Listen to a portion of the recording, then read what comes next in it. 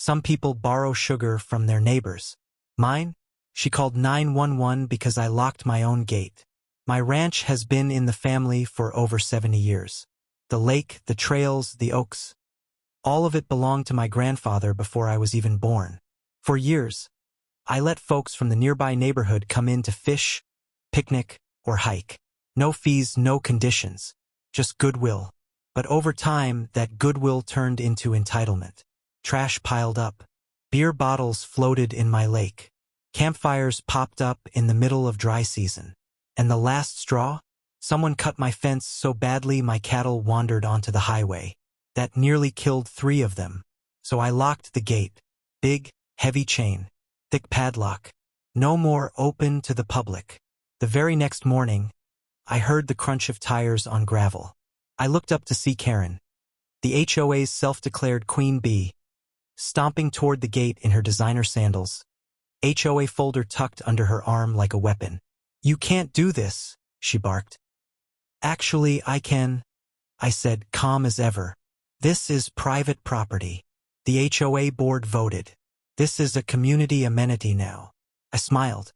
The last time I checked, HOA votes don't override land deeds. Her jaw clenched.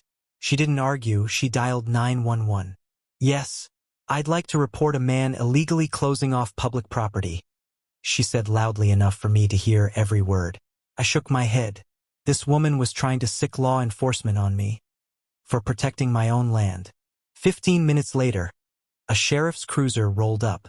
2 deputies stepped out, scanning between us. "Sir, we need to verify property ownership," one said. I handed over my deed.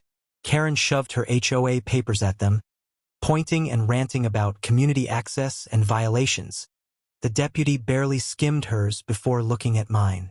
"Ma'am, HOA rules do not apply outside HOA property lines. This ranch is private land." That should have ended it.